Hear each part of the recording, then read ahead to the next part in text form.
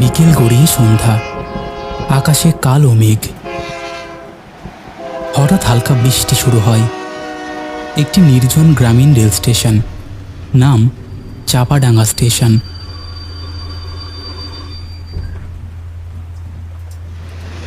প্ল্যাটফর্মে একমাত্র যাত্রী রিমি। নামটা যেমন অচেনা, জায়গাটাও তেমনি। শহর থেকে বেশ দূরে একটা ছোট্ট স্টেশন, যেখানে ট্রেনও থামে না ঠিক মতো। একটা বিশেষ কারণে আজ রিমিকে নামতেই হলো। হ্যাঁ মা, আমি ঠিক আছি। ট্রেন লেট করছে, হয়তো আরো 1 ঘন্টা লাগবে। না না, ভয় পাবার কিছু নেই, প্ল্যাটফর্মে আলো আছে এখনো। ফোনটা কেটে যায়। চারিদিক নিস্তব্ধ। একসাথে এক ঝলক বাতাস এসে বৃষ্টিটা আরো বাড়িয়ে দেয়। আচ্ছা, এখানে এতটা নির্জন কেন? কোথাও একটা দোকান পর্যন্ত নেই। প্ল্যাটফর্মের একপাশে ভাঙা বেঞ্চ। রিমি ধীরে ধীরে গিয়ে বসে। বই বের করে পড়তে চায়, কিন্তু চোখ যায় সামনের রেল লাইনে। দূরে, খুব দূরে আবছা আলোয় দেখা যায় রেল লাইনের পাশ দিয়ে হেঁটে যাচ্ছে এক নারী, সাদা শাড়ি পরা। এই বৃষ্টির মধ্যে কেউ হেঁটে যাচ্ছে? এখানে তো কোনো লোকাল রাস্তা নেই। না, এটা কি চোখের ভুল নাকি সত্যি? স্টেশনের এক কোণে ঝোড়ো বাতাসে কিছু ঝুন ঝুন শব্দ হয়। স্টেশনের বাতিগুলো ফ্লিক করতে শুরু করে। রিমি আস্তে করে উঠে দাঁড়ায়। আমি কেমন যেন কিছু একটা অস্বাভাবিক অনুভব করছি। হঠাৎই পেছনে কেউ নিঃশ্বাস ফেলছে এমন শব্দ পাই। রিমি ধীরে ধীরে ঘুরে তাকায়। কেউ নেই। হাওয়ার গতি বাড়ে। আমি কি একা আছি এখানে? দূরে রেল লাইনের ওপর একটি সাদা কাপড় উড়ে যাচ্ছে। বাতাসে ভেসে এসে থেমে যায় রিমির পায়ের কাছে। রিমি কুড়িয়ে নেয়। ভেজা, পুরনো রক্তের দাগ। এটা কি? রক্ত? কে এখানে ছিল? দূর থেকে একটা ট্রেনের হুইসেল শোনা যায়, কিন্তু ট্রেন আসে না। শুধু আওয়াজ আর হালকা কাঁপুনি। এই ছিল আবার প্রথম রাত, যেখানে বাস্তব আর অবাস্তবের সীমানা মিলিয়ে যাচ্ছিল। আমি বুঝতে পারছিলাম কিছু একটা ভয়ানক অপেক্ষা করছে।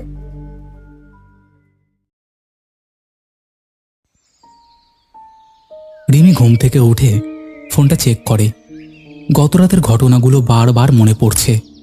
চোখে ক্লান্তি, কিন্তু কৌতূহল ও ভয় মিশ্রিত। সে একটা লোকাল চায়ের দোকানে আসে।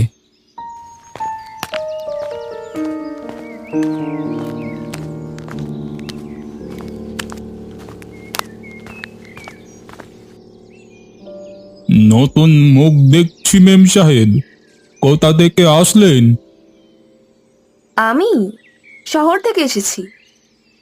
আচ্ছা, বলছি, কাল রাতে চাপাডাঙ্গা স্টেশনে এক অদ্ভুত অভিজ্ঞতা হয়েছিল। একজন সাদা শাড়ি পরা নারী রেল লাইনে হেঁটে যাচ্ছিল। হঠাৎ হাওয়া, বিদ্যুৎ, তারপর তিনিও ধাও। কেউ কি জানে এখানে এমন কিছু ঘটে? দোকানের লোক থেমে যায়। পাশে বসা একজন লোক মুখ তুলে তাকায়। ভয় চোখ, কিন্তু অভ্যস্ততার ছাপও আছে। তুমি সাদা শাড়ি দেখেছ? হ্যাঁ, মনে হচ্ছিল সে যেন খুব কষ্টে আছে। বৃষ্টি হলেই সে ফিরে আসে। ঠিক ঠিক ওই প্ল্যাটফর্মের নিচেই দাঁড়িয়ে থাকে, অপেক্ষা করে। কে? আপনি জানেন তাকে? অনেক বছর আগের কথা। এই রেল স্টেশনের এক মেয়ের গল্প। নাম ছিল পূজা। রোজ ট্রেন ধরতে আসতো সন্ধ্যায়। একদিন বৃষ্টির রাতে সেই ট্রেনটা এলো না, আর সে চলে গেল রেল লাইনের নিচে। কেউ জানে না কিভাবে। কেউ বলে সে নিজে ঝাঁপ দিয়েছিল, কেউ বলে ধাক্কা খেয়েছিল। আপনার মনে হয় তার আত্মা আজও ফিরে আসে? রিমি গ্রামে খোঁজ করতে গিয়ে পূজার পুরনো বাড়ি সম্পর্কে জানতে পারে। বাড়িটা এখন পরিত্যক্ত, দরজায় তালা, কিন্তু জানলা দিয়ে ভেতরে তাকালে দেখা যায় ধুলো জমে থাকা চেয়ার, একটা আয়না আর মাটিতে ছেঁড়া কাগজপত্র। এই বাড়িতেই থাকতো সে, এত বছর হয়ে গেল, কেউ একবার খোঁজও নেয়নি। একটা জানালা খুলে হঠাৎ শব্দ হয়। জানালার পাশের দেওয়ালে একটা ছোট্ট আয়না। হঠাৎ সেই আয়নায় এক পলকের জন্য দেখা যায় পেছনের সাদা শাড়ি পরা নারী দাঁড়িয়ে আছে। রিমি তৎক্ষণাৎ ফিরে তাকায়, কিন্তু কেউ নেই। এটা মনের ভুল না, কিছু একটা আছে এখানে, আমি অনুভব করতে পারছি। গল্পটা শুধু একটা মৃত্যু নয়, একটা অপূর্ণ প্রতীক্ষার গল্প। কেউ হয়তো ফিরে আসবে ভেবেছিল, কিন্তু ফেরা হয়নি, আর তার অপেক্ষা রয়ে গেছে বৃষ্টির প্রতিটা কোনায় কোনায়, প্রতিটা ফোঁটায় ফোঁটায়, স্টেশনের প্রতিটা শব্দে। রিমি রাত 11টার দিকে আবার সেই চাপাডাঙ্গা স্টেশনে আসে। হাতে একটা টর্চ লাইট, আকাশে মেঘ, হালকা বৃষ্টি শুরু হয়েছে। সে ধীরে ধীরে রেল লাইনের পাশে বসে পড়ে। মোবাইলের রেকর্ডার চালু করে। চারপাশে ঝিঝি পোকার শব্দ, দূরে বজ্রপাতের শব্দ শোনা যায়। রাত 11:45। আমি এখন চাপাডাঙ্গা স্টেশনের দক্ষিণ প্রান্তে। আশেপাশে কেউ নেই, শুধু আমি আর এই বৃষ্টির আওয়াজ। হঠাৎ স্টেশনের বাতিগুলো টিমটিম করতে শুরু করে। বাতাস বাড়ে। কোনো এক জায়গা থেকে ঘুঙুরের মতন ঝুন ঝুন শব্দ আসে। রিমি চমকে ওঠে। এই শব্দটা তো ঘুর, এখানে তো কেউ নেই। রিমি টর্চ চালিয়ে ঘুরে দাঁড়ায়। রেল লাইনের ওপর দিয়ে ধীরে ধীরে একটা ধোঁয়াটে সাদা ছায়া এগোচ্ছে। হঠাৎ সেই ছায়াটা থেমে যায়। কে আছে? আপনি মানুষ তো? কোনো উত্তর নেই। ছায়াটা হঠাৎ খুব জোরে হাওয়ার সঙ্গে মিলিয়ে যায়। রেকর্ডার নিজে নিজেই বন্ধ হয়ে যায়, অথচ ব্যাটারি ফুল। না, এটা আমি ভাবছি না। কিছু একটা আমাকে বারবার দেখাচ্ছে, শোনাচ্ছে। সে কি আমার সঙ্গে যোগাযোগ করতে চাইছে? এবার রিমি স্টেশনের একটা পুরনো তালাবদ্ধ কন্ট্রোল রুম খুঁজে পাই। দরজা খোলা, ভেতরে ধুলো জমে থাকা রেল টাইম টেবিল, পুরনো চিঠি আর একটি অ্যালবাম। রিমি আস্তে করে পাতা উল্টায়। এই ছবিগুলো স্টেশন মাস্টার, লোকাল ট্রেন চালক আর এই মেয়েটি। সে ছবিতে স্পষ্ট লেখা, পূজা, স্টেশনের সহকারী কণ্ঠঘোষক, 1991 সালে মৃত্যু হয়েছে। রিমির চোখ স্থির হয়ে যায়।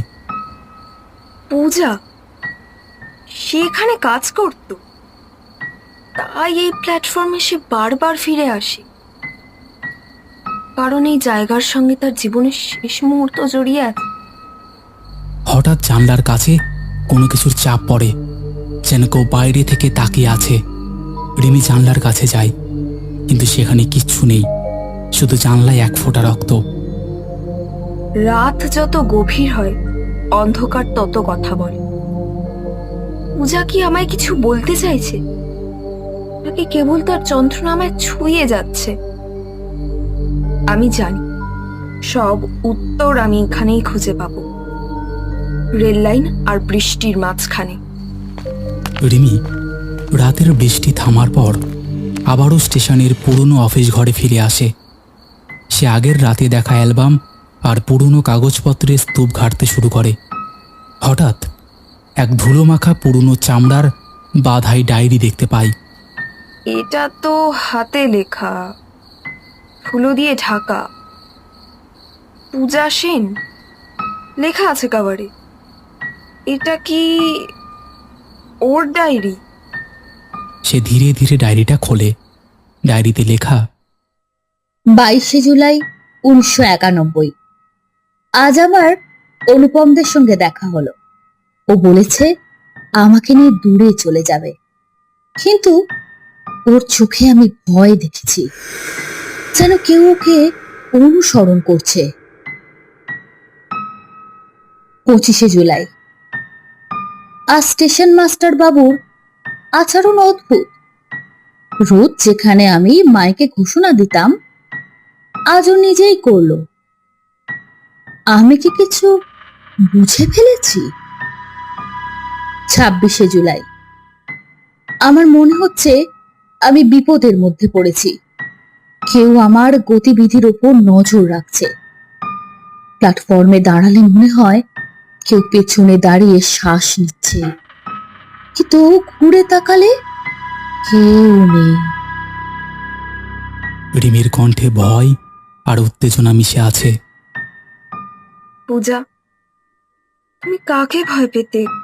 কার নামটা বলছিলে না ডায়েরিতে? ওকে।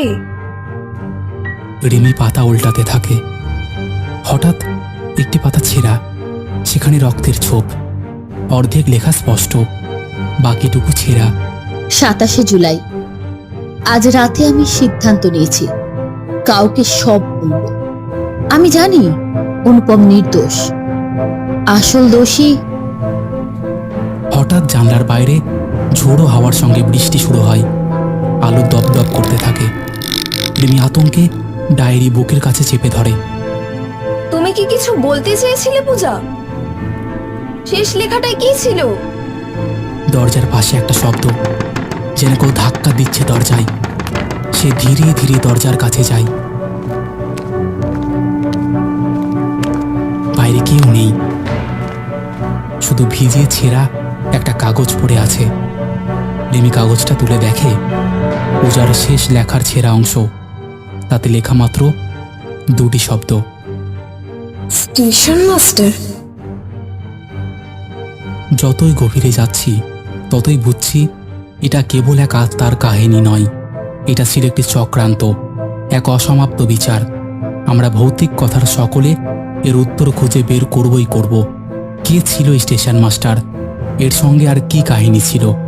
এরকম অনেক কিছু চমক তোমরা এর পরের ঘটনায় পাবে। সে কি করেছিল? সে কে? কেন তার পূজার সাথে এরকম সম্পর্ক? কেন পূজা তার ডায়েরিতে এটা লিখে গিয়েছে? এর প্রত্যেকটার উত্তর আমরা পরের এপিসোডে ভৌতিক কথার ফ্যামিলির সবাই খুঁজে বার করব। ততক্ষণ তোমরা শুনতে থাকো আমাদের এই ভৌতিক কথা অ্যানিমেশন ইউটিউব চ্যানেল।